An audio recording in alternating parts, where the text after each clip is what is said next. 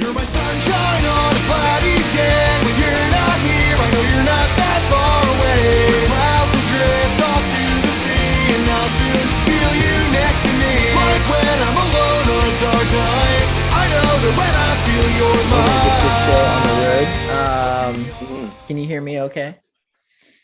Yeah, I have AirPods in. I hope that's connecting. It's fine. That's cool. Perfect. I mean, Cool. it should come through fine on our end. All right. So let's go. I'm stoked that we were able to do this. When your music came across my Spotify, I was like, this kind of jams. And for some reason it sounds like Mark Hoppus. And I didn't know that he's out doing more things. So yeah, right. He's got another side project. Yeah. So we'll get to that. But since it's just you, I kind of want you to do a little bit of an intro for like the band, who's in the band, what everyone does, and where you guys are from, kind of the intro stuff, and then we'll kind of absolutely the intro of Goalkeeper. What's going on with us? Who we are. So Goalkeeper is a band formed out of like the Philly area, mostly South Jersey. I will admit 2/3 of us are from South Jersey, but it's easier to say Philly. So it's Mark Giuliano guitar, Ryan Beebe is the singer and bassist. I'm the drummer, and my name is Cody Ritchie, if we haven't already made that clear. So we started as a cover band called The Pizzas because we needed like one more slot on a show, and we were all friends, and we were like, yeah, let's just get this together. And we picked like classic pop punk songs, opened up the show. We had an awesome time, and we were like, yeah, we should probably just keep doing this. And lo and behold, our first song was about a Wawa sandwich, or hoagie rather, and here we are years later making some like emo anthem songs. It's crazy how it's evolved. So it's really cool. It's nice. So the only reason I know what Wawa is because I used to actually work up in Pennsylvania, outside of Philly in a town called Chester Springs, middle of nowhere. Yeah. Mark is right around there. Oh, really? Is that downtown? All I know is that it was called Chester Springs. There was a Wawa down the road, and we would go there for lunch like every day. That's all you need. Yeah, that's good. I'm glad you got to experience it. We weren't too far from the Yingling brewery. I mean, I think they're maybe like in 30 minutes to an hour away. I think that's in Pottsville. Pottsville, yeah. That's not familiar. I don't know. Yeah, Pennsylvania as spread out as it is. I mean, I'm from Texas where everything is spread out, but really nice. Yeah. So I'm right outside of the Dallas area in a city town called Denton. It's nice and quaint. It's not too small, not too big, kind of thing. But Denton, Ohio too. I don't know. I think there's a few Dentons around the country, to be honest with you. But I didn't mind my time in Pennsylvania. I would never live in the Northeast ever again. And it's too cold. It's too cold, and we I actually hate it. We just got snow. You can't really tell, but out my window is white because we got our first snow since last February when the entire state shut down. Oh my God! But yeah, congratulations. I can't do the cold, so I'm just like hoodie, comfy clothes, and I'm not going outside. But no. You mentioned South Jersey, but you can say Philly. I have a friend that said the same thing. Like if you're from South Jersey, you're basically from Philly because it's like right across the road, basically, right? Yeah, you can throw a rock, hit it.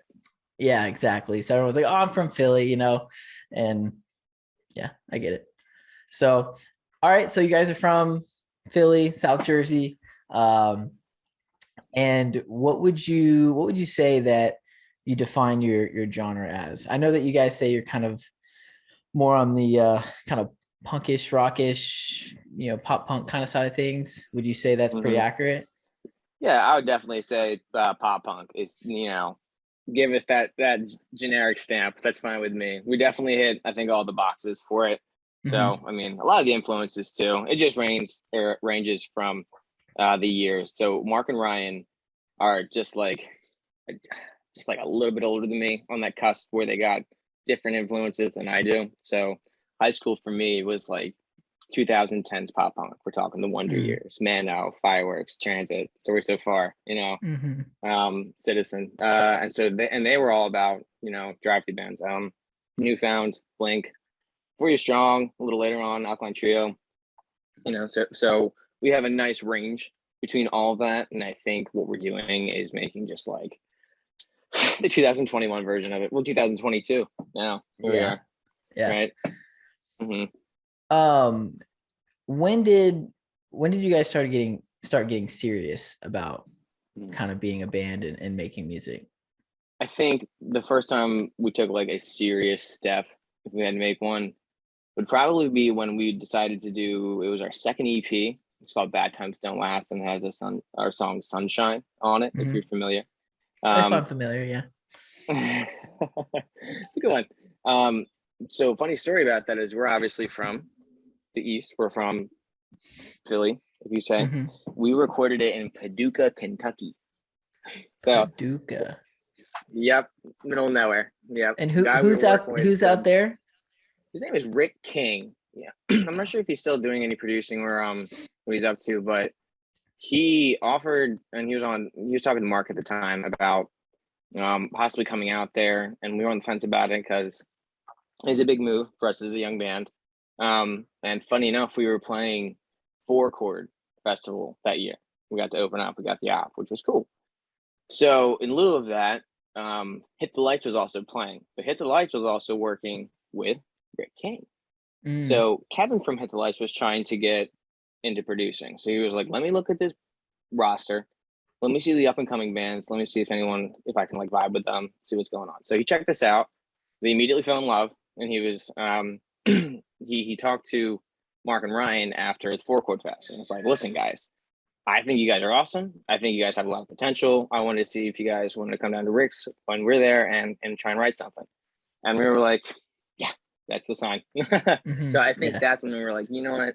Somebody in the music scene who has done so much. And if you just talk to Kevin and you just hear, the work that he's done throughout the years, it's super impressive, and he's super deep in the scene. And it's awesome that he saw us, a new band, which, side note, we thought we played the worst set we ever played at 4-Chord.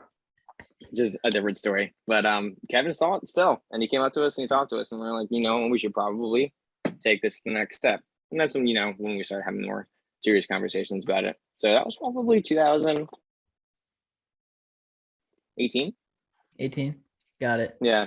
Maybe 17. I mean, that's not too long ago. I mean, no. It may seem like it because it's 2022, so like 4 years ago, but like, we lost a lot in between.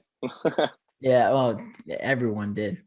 But that Bad Times Don't Last EP though, because I mean, I've been following you guys since I listened to you, and it looks like you guys are garnering a really cool following on your social medias and whatnot. And when did you guys start kind of seeing the people grasp to what you were doing?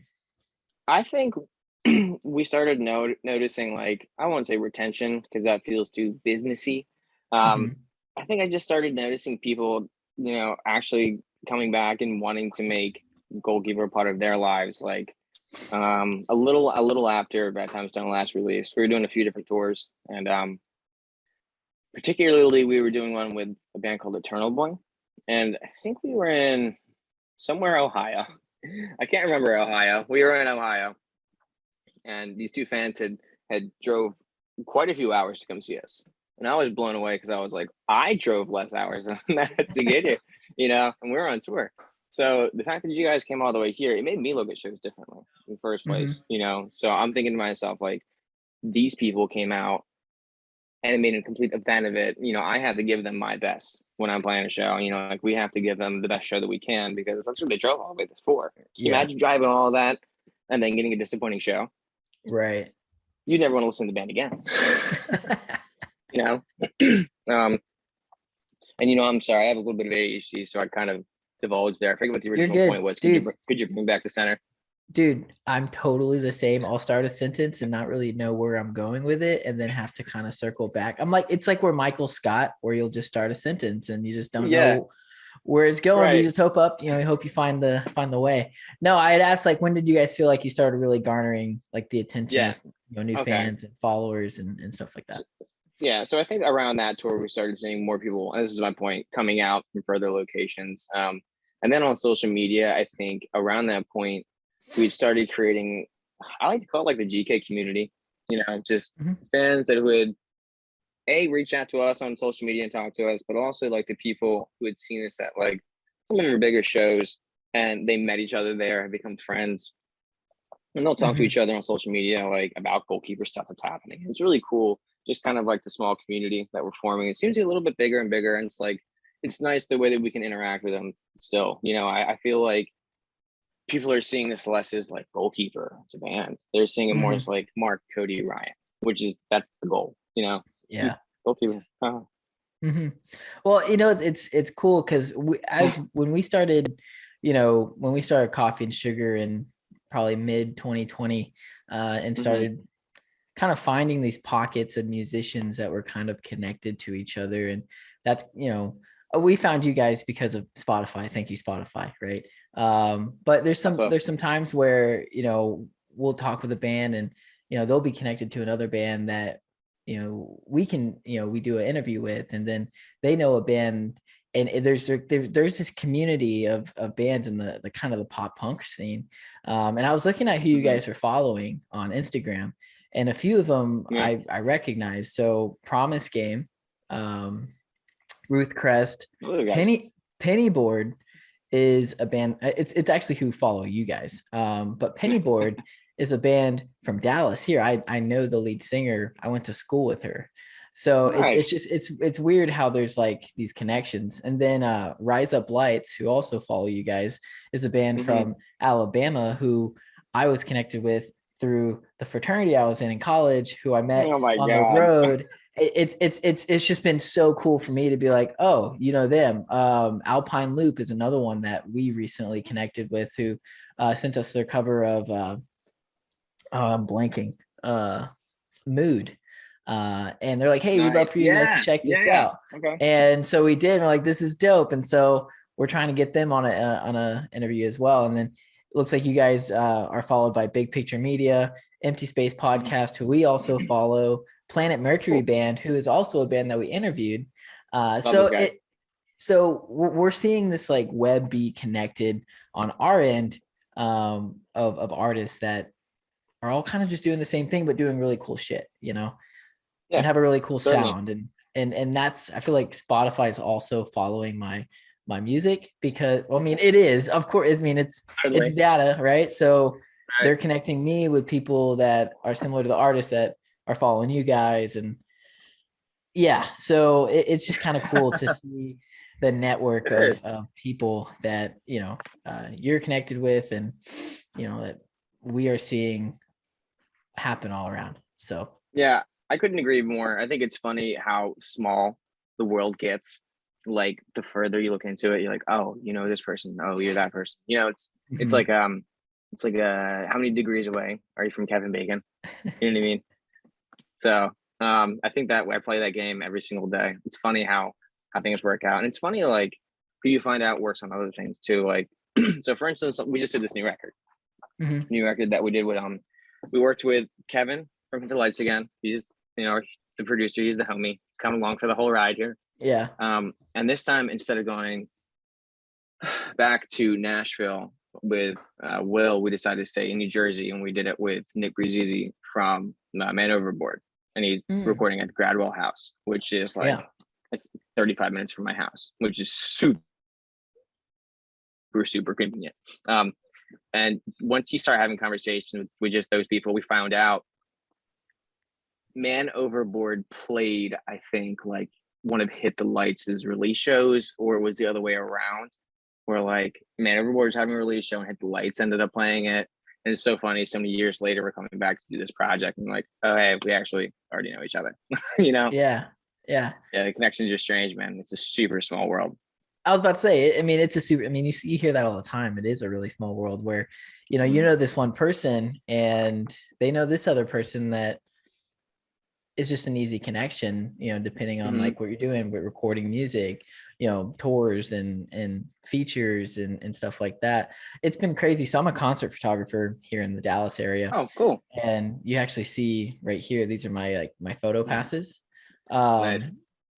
And I try to shoot as many shows as I can. And just the connections you make from just being in the photo world of the music industry is crazy.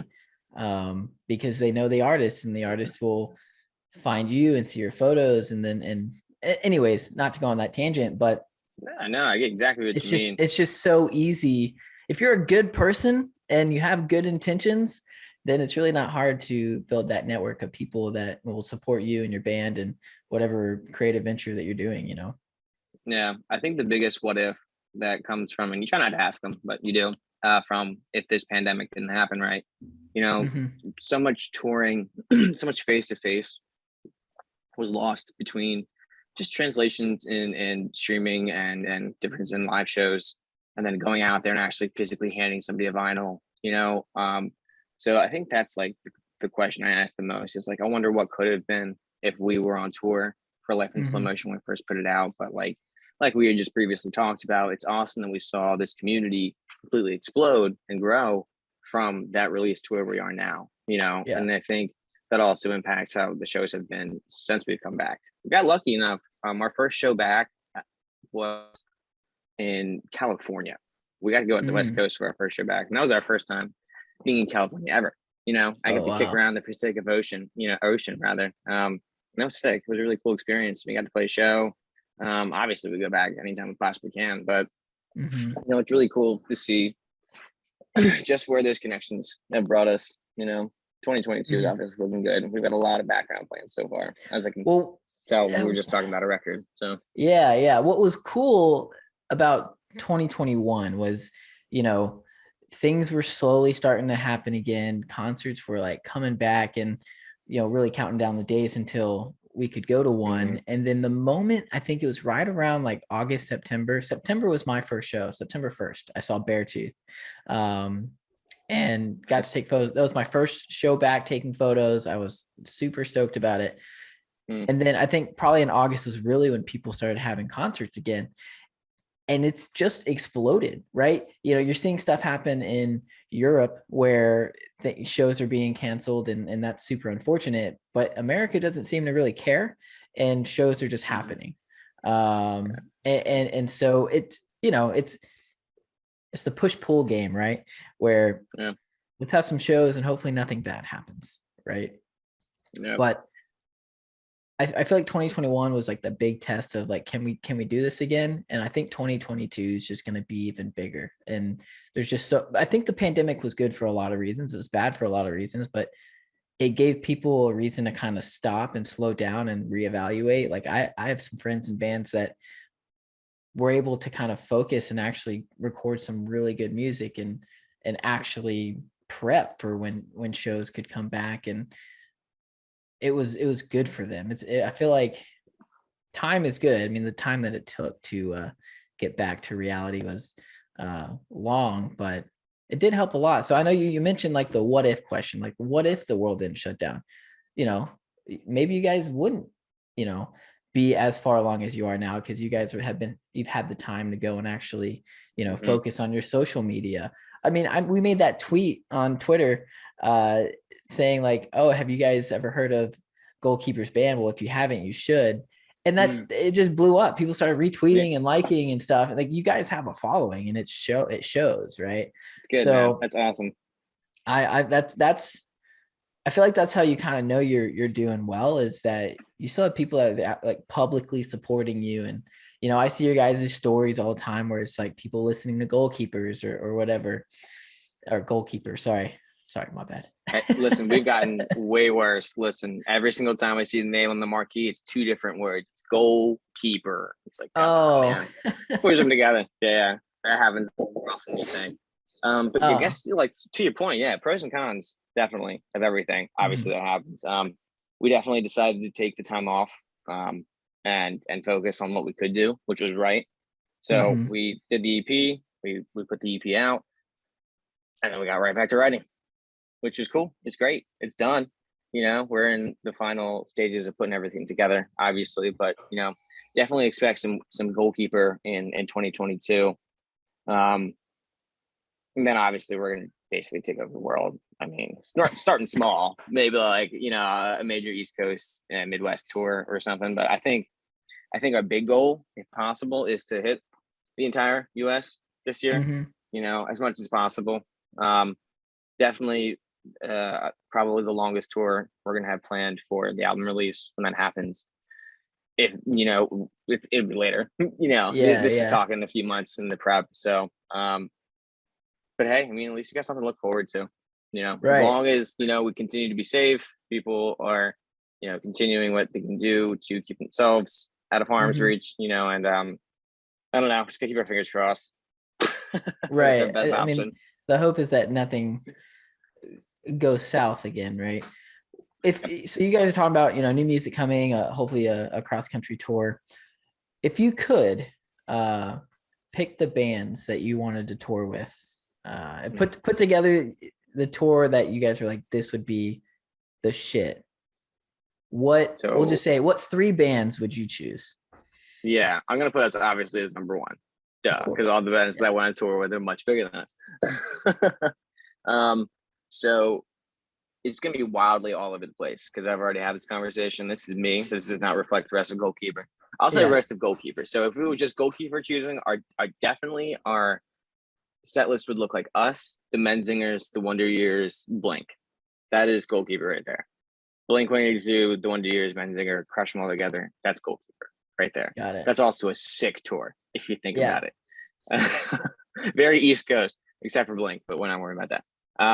So my perfect tour looks more like the Wonder Years, obviously us, the Wonder Years, probably Transit somewhere in there because I love Transit, and then Billy Joel for some reason. Really? I absolutely love Billy Joel. He is Huh. one of the biggest inspirations. You know what I mean? He is for a lot of people though. He is for a ton of people though, He's the piano Uh, man. Yeah, I can respect it. I can respect it. I was when I first heard you guys, obviously Blink-182 is the first thing that came to my mind. That makes Oh, without a total doubt. sense. Yeah. I feel like you guys would fit on a bill with the story so far. Yeah. Oh, 100%. I could see us fitting on slightly like heavier. We Mhm. we were talking about one thing that can come up. I'll mention this as a quick story aside. There Mhm. we would talk about like if we got on something heavy, right? Like a strung out tour, right? If we ever got on something like that, we'd have to make like a design just for us. It says like Goalkeeper, like Weenie Pop Punk, Mhm. Mhm. because that's exactly where we're fitting that. But I feel like we can hit slightly heavier because we have songs that are a little, you know, Mhm. head bobbing, Mhm. thrashing kind of songs. So we can come out swinging when we need to. Right, right. No, yeah, I think that definitely fits. The Wonder Years is going to be here next week, so that's pretty stoked. I'm I stoked for had got to that. see them a few weeks ago. That was awesome. I love seeing them. They're my Mhm. favorite band of all time, if that's not obvious at this Oh, point. really? But yeah, They've been I'd doing it seen for a them long back. time. Yeah, one of the first times that I saw them, I got lucky enough to see them when they were still doing like DFWs. Mhm. I mean, if you don't mind me going on a tangent for a second, I will. But Go for so it. it was them on a tour with Misser, Hostage Com, Fireworks, and them. I think that was it. It was an awesome tour. And anyways, so I was the first one there. I got there like way too early before all the bands. They eventually showed up. We got in first person on the stage, dude. And they were finishing their set. It was like one of the last songs. I knew I had to crowd surf. I was like, dude, I got to crowd surf at least once. So I saw everybody else doing it. It was about the time. It was the end of the song. I got up on stage. I dove off, and like I remember in that like moment when I found like the crowd and they were taking me back, I was like, this is what I want to do. And that changed everything. That Huh. that moment at VFW Hall, crowd surfing, listening to the Wonder Years, is why I play pop punk. Well, and here we are now, and you're in Yeah. an awesome band called Goalkeeper, without an S. Goal and keeper Yep. pushed together, and I think it's just been cool to in the last when we first started having the conversation around getting you guys to come on. I went kind of on a deep dive. I just went to all your music. I hit play, shuffle, and Nice. I really, I'm not gonna be like, oh, dude, your music sucked, but there's no song no song that I heard that you guys have in your discography that I didn't like, which Thank you. I think that says a lot about what you guys are kind of doing. And I saw that you guys had your Spotify Wrapped, and 105 countries, 724,000 streams. Like that says something, right? Like you guys are doing something that people are really enjoying. And I think that is super exciting for you guys, you know? Yeah, absolutely. I mean, it adds fuel to the fire. You know, you need a reason to get up every morning. And I think if like we weren't seeing such, I want to say even love back from everybody. You know, it's what makes us feel like we're doing the right thing. That we're obviously progressing, and people want to see it happen, and they're happy to see it. You know, I've seen fans who saw us play, you know, our first show that are still coming to see us today. You know, they're the people who are always going to be there. We couldn't be any more thankful for them. But I think they've seen us really progress from a band that was quite bad live. Let's be very clear here. If you're at the first show, you know, absolutely. But if you listen to us now, we've progressed so far and realized like there are ways to get better. There are ways to take it seriously, you know. And I think just like if we didn't see the stats, we didn't talk to the people at the live shows, then like obviously we definitely wouldn't be so Jones to get right back out there. But like, you know, it's a two-way street, certainly. So you mentioned Blink-182 earlier, and we got to talk about Sunshine because that was the song that popped into my my Spotify Discover Weekly. And was the Mark Hoppus like impression on purpose, or where I mean, it worked. You guys, you caught my ear. So Yeah, I'm interested to hear what the thoughts were around that one. there really is no like story behind it that we were like, you have to sound like Hoppus, or like we were just intentionally trying to do it. It's just Ryan went in there and he was an absolute idiot, and he ended up sounding exactly like Mark Hoppus. And you know, it's just gone on from there. We've heard of some from day one. When we put out Leftovers, you know, we were getting like, oh wow, he sounds like Mark Hoppus in A Day to Remember. He sounds like a gruffy Mark Hoppus. Oh wow, this is Mark Hoppus' second band, you know. And it's a comment we'll probably get until the end of time. And if we ever do like a cover record, it's got to be all Blink-182, you know. Right. But you know, I think it's helped in a way because there's so much pop punk that doesn't have like a lower register, and Ryan does have a lower register. And I think that's where a lot of people see the Mark Hoppus kind of influence. Yeah. Also, like, let's be clear here, that is his hero. Yeah. Whose hero is it, Mark Hoppus? Yeah. You know, at this point. But you know, no intention towards it. But I mean, like growing up, he probably wanted to be Hoppus. He probably had like the long socks and like did the jump. You know. Well, no, he executed that song really well, and it makes sense why it's your most streamed song and why it caught people's ears. And I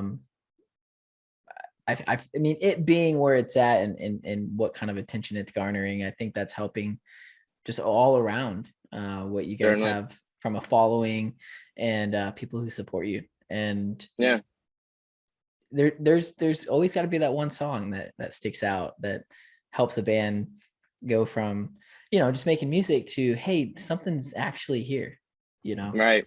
The Spotify algorithm loves it. I don't know what it is. Yep, it took it and ran with it. Also, Ryan always says this too, as like a bit of insider information.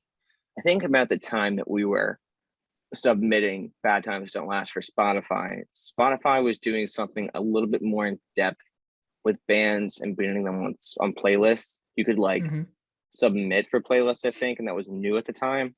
So we had gotten in early on it, and we had submitted Sunshine for whatever the fuck they wanted it for, and it made the pop punk dead not playlists instead of like the curated specialty ones that are more for like individual people. It got on like the actual playlist, and I think that's where like things really started to blow up for us. We started seeing some really cool numbers, and we're like, guys, what did we just do? We have to do this professional now. Well, now that's the expectation, right? Yeah. So what's it's going well so far. So what's the next thing for Goalkeeper, if you can share? Yeah, certainly. Now, so the next few things, I mean, like we're talking the short term would be we have a show this Friday or this Saturday. Yeah, this Saturday. It's a free show. The last one that we did have, we were supposed to play with Piebald before the end of last year. And then Ryan got COVID and we had to, quarantine. It sucked. It is what it is, took some time to practice. So we have a show coming up. We have a show in February. We have some stuff to announce for March and for April, which is coming up as far as shows go. And then there's just a lot of touring for 22. We have an album that's coming up, so you can expect a few music videos. Us to be stupid annoying on social media again, because new album, you have to. Yeah, of course. Unfortunately, I'll probably have to make a TikTok or two.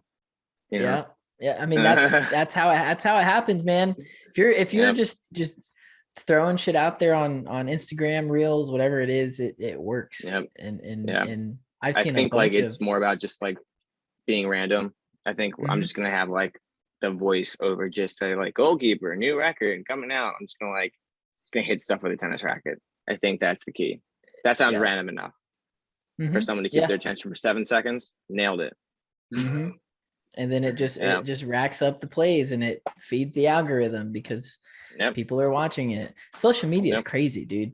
I had a conversation with a DJ. He was like our second or third feature that we ever had on the show. I don't know what episode this is, maybe like 20 something now, I think. I don't know. Congrats. But nice.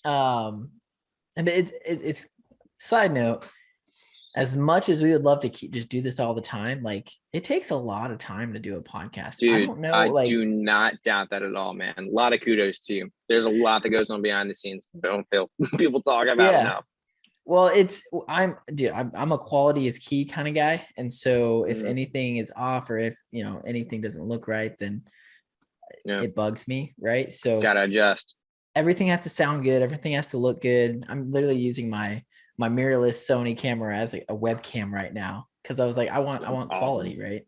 But anyways, tons of shit goes into running a podcast. So like when I can get an episode in or when we can get an episode in, like we do, but anyways, back to the DJ. His name is Ruff. He goes by Ruff Official on Instagram, and he's like I don't want to say your typical. He's really good, and he produces like pop EDM kind of thing. Yeah, and certainly. We were talking about social media, and he was like, "Yeah, dude, like the amount of just gimmicky stuff I have to do to like get any sort of attention on TikTok or Instagram or whatever is just like." It's a lot of work, and you've seen it. I mean, you've seen everything on Reels is just a gimmick, and people are just being kind of random and kind of dumb, but people like to watch that. I was having a conversation today with some friends about the Snapchat like clickbait stuff. Like, have you ever scrolled through the clickbait on like the Explorer? Yeah, to click it, and then like you have to go like 6 pages to get to what they were talking about. And they have like a whole TV shows on Snapchat now. It's like, how do you keep up?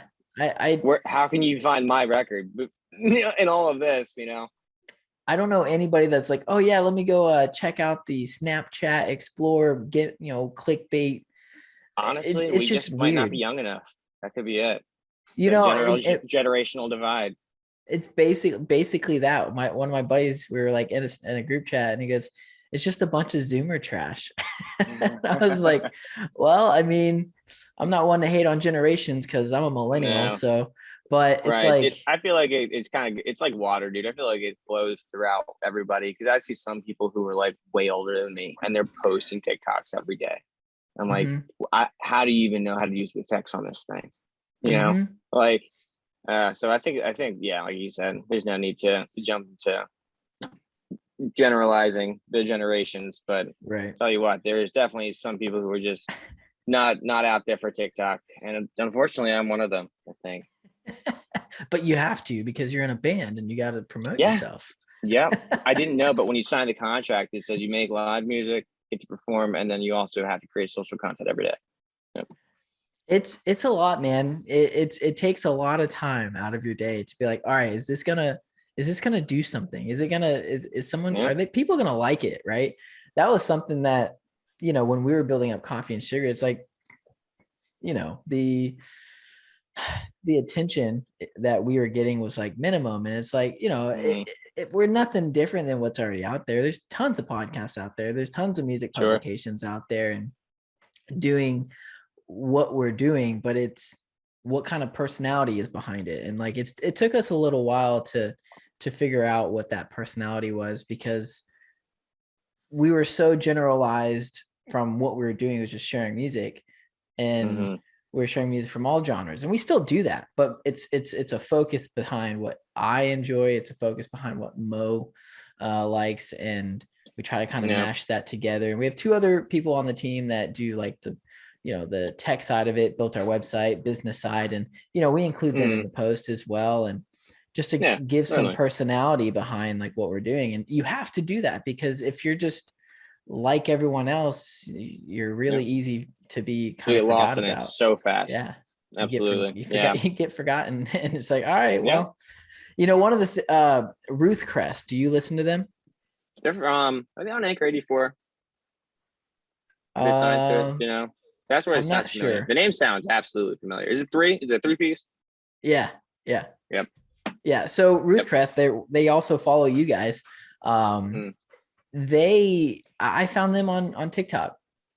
I was just scrolling through, and they're like, new song, check it out. And then it was like a pop punk banger. And I'm like, perfect. That happens today, dude. Yep. I was listening to the radio the other day, and as funny as it is, they were like, this is our TikTok song countdown. We're not talking like just like regular countdown, just like songs. They're talking like straight from TikTok. These are the big songs right now. And this is radio. It's crazy how much the music industry has changed, not alone in the last 10 years, but just for the last 2 years, over like how it's performed, where it streams the best, where things are like premiering now, all on TikTok. And I hate it. Yeah, Here's what it is. Yeah, it is. Gotta join it. And if you don't join it, you're just shooting yourself in the foot, because well, gotta feed the machine. Yeah, exactly. And we have However, a TikTok. I picked a lucky route on Twitter. I run that for the bands, and my main kind of motif is I won't say lazy, but kind of like it's going up. That's it. Enjoy it. I hope you like it. Kind of sarcastic, Yeah. So it's not as serious, and it's a lot easier to post. No, we see all's tweets. I also run the Twitter for Coffee and Sugar. So yeah. Okay, cool. Then you get the idea. Yeah, no, I get it. I mean, we try to kind of keep it that same way. We don't try to be too serious. Sometimes we're like, this song means a lot to us because kind of thing. That's probably about as serious as we get. We do try to be a little memey, with a few of our posts. Like we shared something the other week, and it was all 4 of us on the team, our high school like senior photo. And you should see, I mean, they're bad, like they're real bad. And it was like, what do you think we're listening to? And so people were commenting like, that's cool. Yeah, that's good content. That's good content. Yeah. And you got to figure out a way to get people to interact, because if they don't, then well. Yep. Right. It's the personality. That's what you're talking about, man. Social media is a big part of being in a band. I think if I didn't have a band, I probably wouldn't have it. But I say that now because I'm so like engulfed in it. So. Well, you guys are killing it on that front, and I think it's showing. You guys, are garnering some attention, and when you sound like Mark Hoppus, it kind of goes a long way. So if Mark Hoppus like walked up to you guys and like, hey, I want to do a song with y'all, obviously you would say yes, right? Yeah, 100%. And so my follow-up to that is, if you were to write a song, what would you want that song to be about? Dude, summer. You know how much of a banger that would be. You just like, it's just got to be about summer. And then you'd be like, okay, well, here's First Date Volume 2, throw that out there. Or like Feeling This Again. Side tangent, obviously Travis Barker is influencing every single band on the planet at the moment. I forget the artist. I think the artist is Jaden. He has a song that I know what you're talking about. Rips the melody of Feeling This. So crazy. insanity to me. He's so I smart. He was like, when I I, wrote this 20 years ago. Let me recycle the yeah.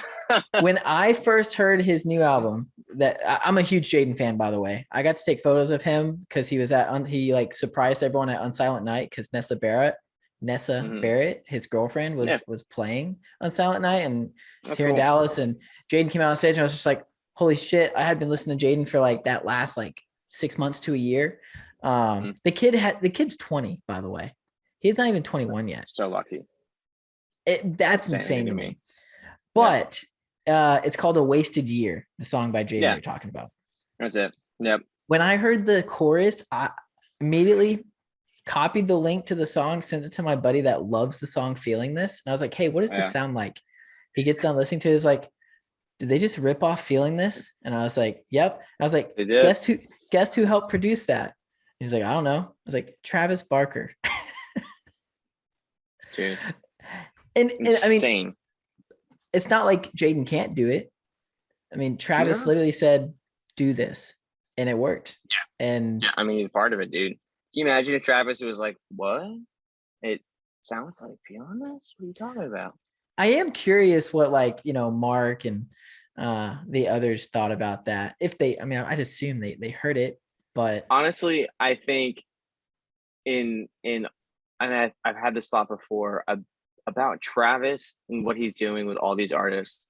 I think it just transcends Blink.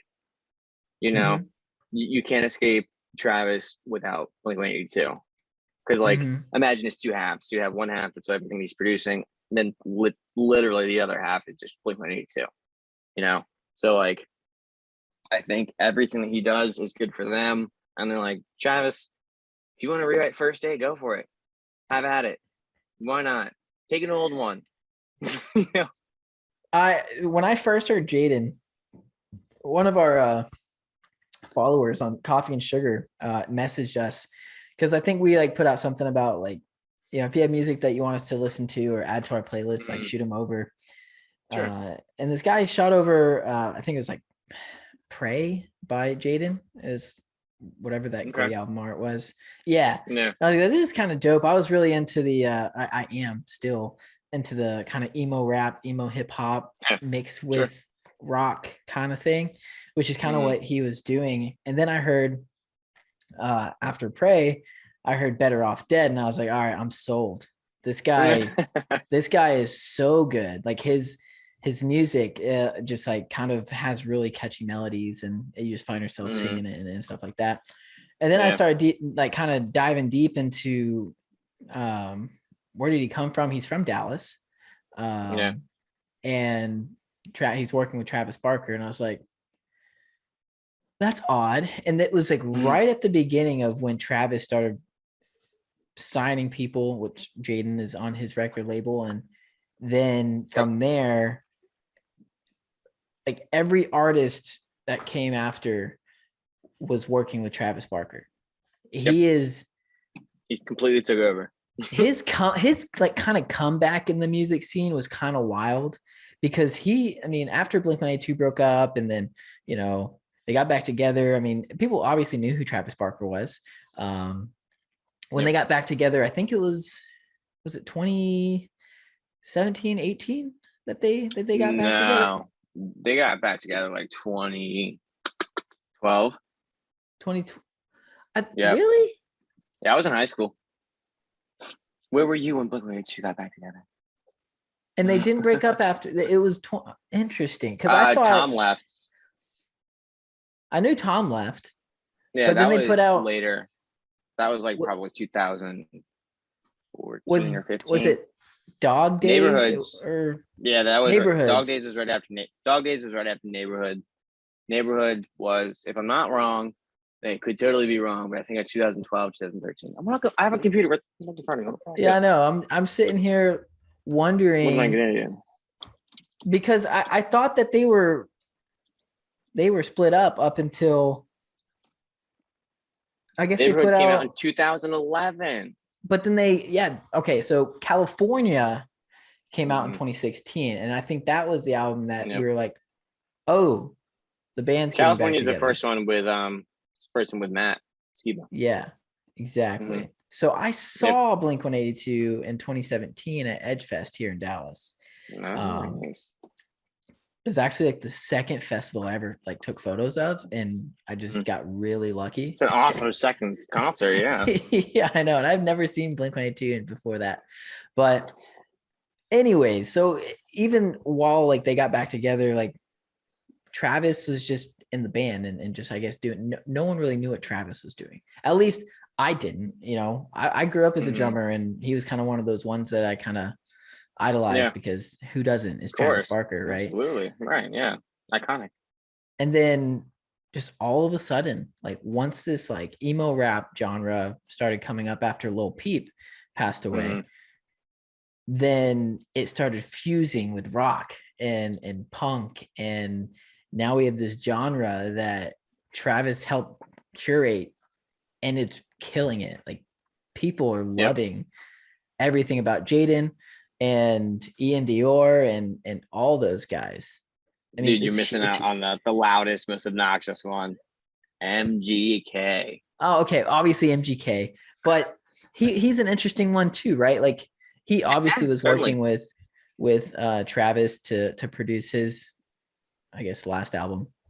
Yep. And dude, I mean, like, more power to all this pop punk and emo into any of the mainstream, because I just feel like, you know, everything is cyclical, right? It all goes around.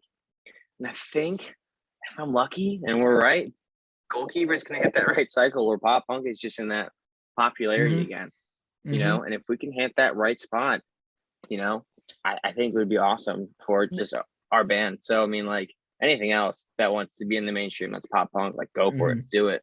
I'll follow you up. I think the bands that are making pop punk right now it's a good time for that. Because a lot of the bands that I've been seeing on my Discover Weekly, like you guys, and you know, I would say Ruth Crest as well, but that was TikTok. But you know, guys like y'all, them, and multiple others that we've talked to in the past, people want more of that. Obviously, you got the MGKs of the world, or I mean, I don't know. Are there multiple MGKs in the world? I don't think so. But I think there can only be one MGK. Yeah. You know, I mean, so people, I think we can handle two. People just want to mimic what he's doing, and the rap crossover to punk is, you know, it's working for him, and everyone else that's doing the same thing, right? I don't know if this is saying too much, but like for our next record, we decided to do like a little trap kind of weird Blink song for it. It's got like guitar octaves and a really cool riff and just sort of like a trap beat, and it's really like really hooky. It's cool. It's like a really deep gem on the record. But I think it was really cool that we got to experiment with something like that too. But obviously we're fans of it as well. You know? Right. You I know you don't want to, you know, say too much, but do we know how many songs yet? You don't have to tell me how many, but no, certainly. Yeah. You guys, we're looking at 10. Yeah, full length, 10 tracks. Absolutely. It's about time. Yeah. Cool. I feel like it's a big thing for any band to put an LP out. I guess in this day and age, it doesn't really matter. And maybe like marketing wise, it's not like the smartest thing to do, but like I feel like it's a big deal for a band to put out their first record, you know, and we put out 3 EPs, so probably due for one. You know? No, and that's a really good point you bring up, because you know, in the interview with Boys of Fall last night, we kind of talked about that, right? And putting out an album, and will it strike, will it hit, or will it kind of be glossed over, right? Because that's the risk you kind of go into building out an entire album. EPs can be good if it leaves people wanting more, right? Absolutely. Or you got 5 songs on this EP and people want more out of that. That's where the kind of the hype and the developing of that fan base, I don't want to say starts, but like continues to kind of grow. Yeah.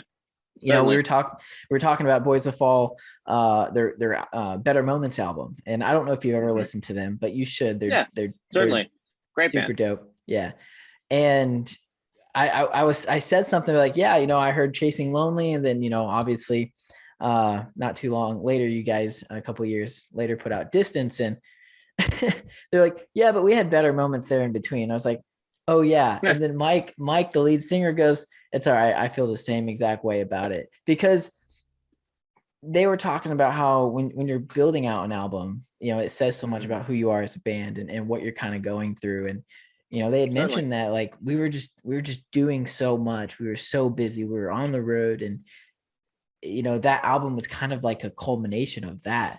And we didn't feel like we were really our true selves. And so they took 2 years to write Distance, and that album from start to finish, 100% grade A album. And they're aware. Mike was like, I don't want to sound arrogant, but I'm extremely proud of what we created there. And that's what you guys, when you go and start creating this album, want. Like, this is not wisdom from me, because I've never written a song in my life, but like, I feel like the sentiment behind what Mike said though was, you want to be absolutely proud of every single song that you write. And that's exactly what they told me. They're like, that was, once we got done, he's like, I never felt so confident walking out of the studio. Good.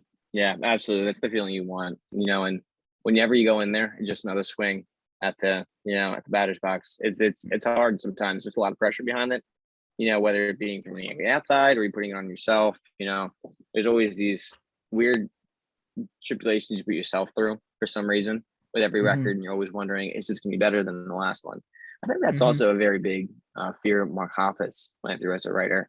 If I remember correctly, like, he's always wondering if he's going to be able to write anything good again, which, like, that's a real fear for people, and a lot of people can't get over that. Sometimes that is the biggest pitfall for people, and it's usually themselves getting their own way. But to talk about writing for a second, with the Goalkeeper, it's me and Ryan. We're the main writers for as far as lyrics go. Musically, it's all of us together, but whenever I get stuck on something, I always go to Ryan. He's great to bounce off of, and it's the same way back and forth. We're like the Paul and John, the Mark and Tom, if you will. And I don't think Goalkeeper would be the same without it. I think the most important thing we do is collaboration.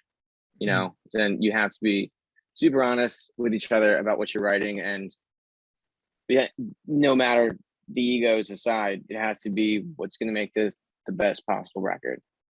So when you go in there, we put everything aside. We're all able to talk to each other in a comfortable environment about what we're writing, and by the end, we're all super happy with what we've gotten. That's how you've got a good record in your hands. Yeah. No, and I feel like, and again, I've never done this. I tried to write music. See, so I have my guitar here, and I've been playing guitar for probably since I was in high school, and that was like 10 years ago. But I wouldn't consider myself a songwriter. I like picking up the guitar and strumming and playing chords, and doing really shitty covers, because I just like singing and stuff like that. But I would never consider myself I would never consider myself a songwriter, because I can't do it. It's a real talent. And when I was in that interview with that DJ Ruff, I asked him, I was like, what's your writing process? How do you go from nothing to something in the matter of a week or two? Because that's kind of what he did. And it was really interesting. It helped me kind of put together how to basically formulate a story based around a feeling. It's, if it's like the feeling of losing something, right? You create this story and you tell that story in lines. I don't know. I forgot how he said it, but no, I totally understand what he's saying though. Breaking it down to its like most basic level, and not trying to think so, I don't know, so hard about it, I guess. Yep. Let it kind of come to you. And I just thought that was interesting. I learned that, and I still not a songwriter, but if I can pass along about what you're saying there, is it's true about like what you think and feel, most importantly, feel a song is about. I think a lot of the times it's easier to start with the music, because the music can kind of, shape the way you're feeling. So as a writer, if I hear a certain chord pattern, obviously the first thing that comes to my mind is the drums, drummer.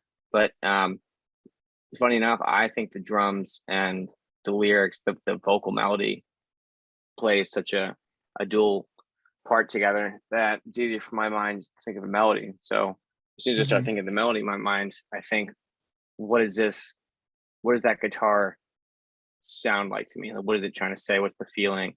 And Mark's super good with finding interesting chords. He's not like a really power chord kind of guy. I think he calls them cowboy chords because they're like always funky and like country, I guess. So he finds those, and then me and Ryan are able to like really build off of it. It has a lot to do with like the mood that we all set. Right. Yeah. No, it's an interesting process, and I would love to just kind of be in the studio in a band, just like writing music and recording, and just like sit there and watch, because I have some friends up in Ohio right now that are recording with Ashi Bashar from Beartooth. Oh, cool. And to see like, they've been sending photos in our group chat, like, yeah, just, in the studio again, Kyle's No big recording deal. some vocals, and it's just cool. It's just cool to see things kind of come together and whatnot. But no, I'm super stoked for you guys. That's going to be awesome. 10-song album. Do you guys, I guess, know like a time frame? Not time frame, like not to the date, but when you're wanting to release something? I think the vibe is like a summer record. So I'd probably say summer is a good. We want it out sooner rather than later. Let's definitely say that. Yeah. So yeah. No exact date, but like if I had to say, I'd probably say like latter half of summer, and obviously a shit ton of touring beforehand, a lot of time for singles out, and for you get to come see us live and have a beer with us. Yeah. So would you guys ever make your way down to, I mean, I'm assuming you would, but do you see the Dallas area in y'all's future? So I'm gonna say this, and you have to tell me if this is true or not. I've had a few friends who live in Texas, and they say all of Texas thinks Dallas is the worst part of Texas. No, I don't know how you feel about that. It's totally Houston. No, it's Houston. The guy's from Houston. I got to tell him that. Yeah, no, that's so funny. The thing, Houston is all right. I've been to Houston a couple times, and the thing about Houston is like people don't go to Houston to go. I feel like to go to Houston, they go to Houston to go over to Galveston, like go to the shore, because it's right next to the coast, right? And Houston is, I think, probably the largest city in Texas, so people have a lot of affinity to it. I'm not a sports guy, but people that follow the Astros and the Texans are like diehard, just like Dallas Cowboys fans, right? But the consensus in Texas, at least in this area, maybe because I'm in the Dallas area, is that Houston's a shithole, because it's just so big and so run down because all of the the hurricanes that hit it and all that stuff. But also, it's huge. It's the biggest, I think, city in Texas. But the thing that's cool, aside from all of Texas that I just started, I think I would love to see all parts of Texas. We had, I think, like 2 tours planned that both got canceled for us to go to Texas. Like you could do an entire tour just of Texas, which is absolutely definitely the plan. So, like I said, I want to hit all of it. We have a van. It costs us a lot of money. We're going to use the motherfucker, and we're going to, take that thing all over. So, I mean, hopefully next time that we're out in California, we drove out that way playing shows, you know what I mean? So any part of Texas I'm down for, and anything in between as well, So I don't hate Houston. I'll say that. All right. I just wouldn't live there. I'll say that. Okay. Yeah. I'm sure it has its greatness about it. As every city does.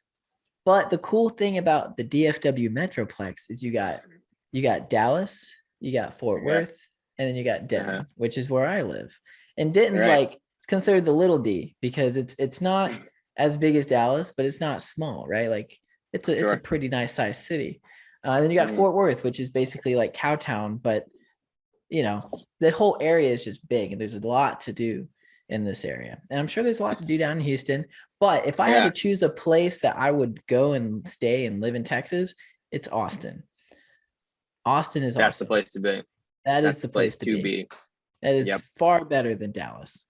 I've heard many, many great things about Austin. Before we jump past it, I do want to mention you said Cowtown, maybe as a joke, but I literally have a rodeo 20 minutes from my house called Cowtown. Oh, really? They do the whole rodeo thing, and it's like a flea market. It's the craziest thing I've ever seen in my life. It's crazy. Yeah, Dallas is Fort Worth is a rodeo city. That's just Really? that's where they do all that stuff, and they have the North Texas rodeo over there and all that stuff. But I'm not really. I don't go to Fort Worth often, but if I do, it's a cool city, I guess. But well, everything's a pretty decent drive in Texas, right? From one place to another. Well, kind of, I would say like the drive from here to downtown Dallas, like if from my house to the center of Dallas is probably a solid 40 minutes, 35, 40 minutes. Yeah. And then to Fort Worth, it's right around the same. So it's just like it's just a big triangle up here that, if you wanted to go Dallas, you could. It's fairly easy to get there, kind of thing. Mm-hmm. Yeah. Well, hey, you know what? We'll be there hopefully sooner rather than later. No, that'd be dope. And if you guys do come down, let me know. I'll come, snap some photos and yeah, why not? We'll meet up, get some coffee and sugar. Exactly. No, and that's probably my favorite thing about doing these podcasts is like, so when are you guys gonna come down to Dallas, right? Let me come take some photos of y'all, because it's just kind of like, you build the friendship and then it's like it continues, right? Like this is building that community we're talking about, man. This is how you do it. Exactly. I hear something that may benefit you guys. Boom. I'm going to be coming to you guys and be like, hey, who can we interview? So keep that in the back of your mind. Exactly. I do have somebody I was going to throw your way. Have you heard of our friends, Friend Circle? You ever heard of that band? We went on a tour with them back in September, and we've known them for a really long time. Some really cool dudes who also are from South Jersey. So that's how we put some friends. It's spelled FRND, no vowels. So it's no vowels, Friend Circle. FRNDCRLC. CR. LC. There it is. Yeah, CRC. Yeah. There it is. Yeah. Friend Circle. Mm-hmm. No, I'm Friend not. Circle. Yeah, they're an awesome band. Very like also pop punk and kind of, I think they had more like a Sum 41 kind of vibes to them. They had two singers. It's a split thing. They're awesome. Great band. Their second highest area of listeners is Dallas, Texas. Dude, get them on, man. They're awesome. Love those guys. They're actually about to release a song tomorrow. So you can congratulate them on that. And you can say, hey, Cody said you guys were awesome. Need to get you on the pod. I am going to make a note of that. And they're a really good band, man. They released a song not too long called Quitters, and then before that was Complications. Those are the two newest ones. Both definitely great. And they're just about to go on tour to promote the new song with another band called Jet Jag. If you haven't heard of them, they're cool. They're more, rocky rock, but so awesome. Okay. But definitely check out Friend Circle, man. They're cool. Do you think they'd be down to come chat? I think that they have nothing better going on. Absolutely. All right, cool. Yeah, one of them can. Put in a good word for us. Yeah, absolutely. Tell them we'll be reaching out. But that's how we do it. That's kind of the cool thing about this is building that network. And if we can help in any way, right? Like maybe you guys get a few more listeners from doing this. That's absolutely, and that's a positive. I'd say, right? Hopefully you'll keep listening. And I know anybody that you come in contact with, you can say, hey, we had an awesome talk with Cody from Goalkeeper, and then that transcends. Little things, man. That's how you build it all. We just want to continue to share music with people. That's kind of what the goal is. Certainly. So, and we'll keep that goal. So, that's had to say the name of the movie in the movie. There you go. That was a good one. Mm-hmm. All right, so I got two final questions. Yeah, definitely. First one is, is there anything that you want to say to our 15 listeners that listen to our podcast? And new things come in. Obviously, we talked about some of that, but we can kind of round it out with kind of some announcements or whatever you want people to know. And then the second question will follow. Okay. So firstly, when is this coming out? time is a variable here. So we're gonna release Boys of Fall next week. And Mhm. then the goal is probably to get this one out the following week. So not next week, but the All right. following. On like Great. probably That does- Tuesday. We like to release on Tuesdays. Yeah. Okay. All right. That's fine. That gives me a nice timeline of things that are going on in GK. I will say by that time, I think we will have some March stuff announced. So go to our March stuff. Go to the March stuff. Go to the shows. Come see us. Absolutely. I will talk to anybody and share any Chinese food that I have with you. I promise. If I had to share anything, I just want to, if Mark, if you're watching this, shut up. You're doing something stupid right now. You should be doing something better. Like being Ryan, on I the love show. you. Exactly. You guys got to get on here. You have to have this conversation. Dude, I don't know. I always get so like caught up in these things. I always say like wash your hands, call your mom, like, I don't know, do good, be a good Samaritan, pet a cat today, listen to Goalkeeper, live in slow motion is cool, black and blue is my favorite. I don't know. All right. Perfect. All right. Yeah. Second and final question is, how do you like your coffee? Oh man, it's so funny you asked this. I was going to ask you. I completely forgot because you're sure. So, side note, I work with coffee every day. I serve coffee every single day. Okay. Yes. So, my coffee, just a little bit of French vanilla. That's it. That's it. Any creamer? That's it. Just a little bit of French vanilla creamer. Okay. Well, Yep. like the base coffee though, is it just a regular black coffee with a little bit of French vanilla? Yep. Absolutely. We don't do All decaf. right. We don't need decaf. I don't know who needs No. decaf. No, I don't know why anybody would want to drink decaf coffee. Because it's like non-alcoholic beer, like just trying to fit in. That's fair. That's fair. Okay. Yep. So I like about 75% coffee, 25% very sugary creamer. And that Nice. is perfect for me. That's how you do it. Yep. Yeah. That sounds great. Absolutely. And with all the creamer flavors coming out, you can't go wrong with that. And I never used to actually like get coffee at Starbucks or anything like that. Yeah. But I did once the pumpkin spice latte came out. Everyone's Yeah? talking about it. And so Wow. at the time, and fun fact actually, and I mean, I say this in like every episode, I actually didn't like coffee until like maybe 2 years ago.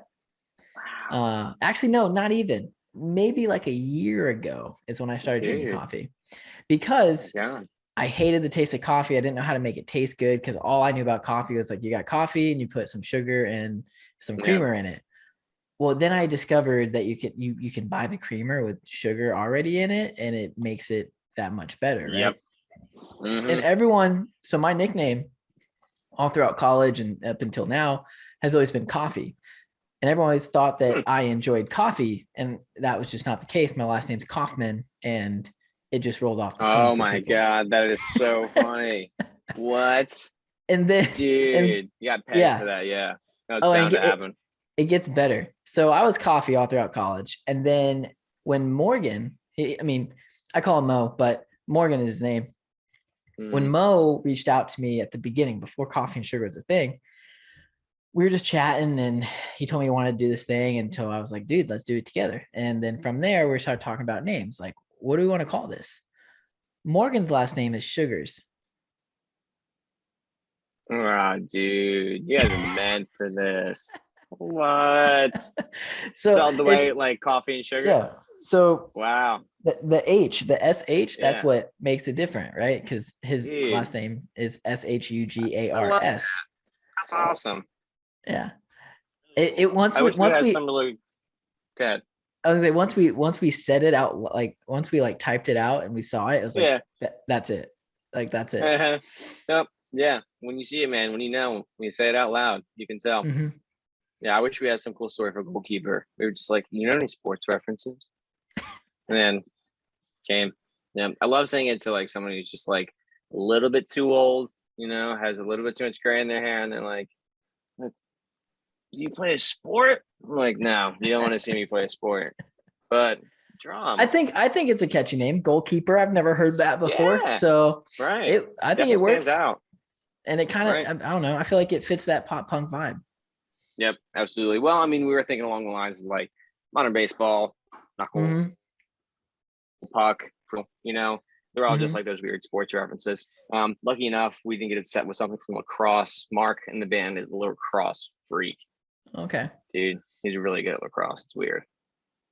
At one I've point in never his life, played. he almost got lacrosse tattooed across his back.